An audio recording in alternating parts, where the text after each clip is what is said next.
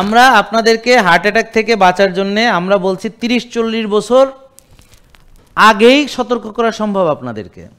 Diabetes হওয়ারও 10-12 বছর আগে আপনাদেরকে সতর্ক করা সম্ভব। কিভাবে? হুমায়ুর বেড়ে গেছে, এখন অবশ্যই আপনি আস্তে আস্তে ডায়াবেটিসের দিকে টার্ন করবেন। এছাড়া আপনার ওজন বাড়ছে, চর্বি বাড়ছে, ধীরে ধীরে আপনি অবশ্যই ডায়াবেটিসে টার্ন করবেন, বা ফ্যাটি লিভার বা হৃদরোগ এগুলো হবে। তার মানে এগুলো হচ্ছে রুট কজ। রক্তনালীর চর্বি জমার জন্য অনেকগুলো রুট কজ আছে। এরপরে যে আমরা হোমোসিস্টিন লেভেলটা করতেছি, এই যে হোমোসিস্টিন লেভেল বেড়ে যায় এই B6, B12, ফলিক অ্যাসিড এগুলো ডেফিসিয়েন্সির কারণে। তা এখন এই যে এগুলো থাকে বেশি হচ্ছে গরুর মাংসে, খাসির মাংস, রেড মিট, তো এগুলো খাওয়া নিষেধ। অথচ দেখেন ওগুলোই খাইতে হবে।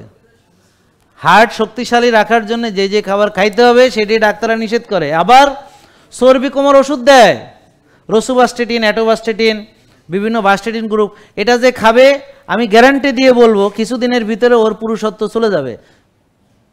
ওষুধ খেয়ে কিছুদিন কাজকাম চললেও পরে সেটাও পারবে না, আমি গ্যারান্টি দিয়ে লিখে দিব। কারণ টেস্টোস্টেরন তৈরি হয় কোলেস্ট্রল থেকে, তা আপনি সেই কোলেস্ট্রলই তো কমায় ফেলতেছেন, আবার ওদিক থেকে চর্বি খাওয়া বন্ধ করে দিয়েছেন। তাহলে এখন আপনার টেস্টোস্টেরন কি আসমান থেকে নাজিল হবে, টুপুস করে পড়বে?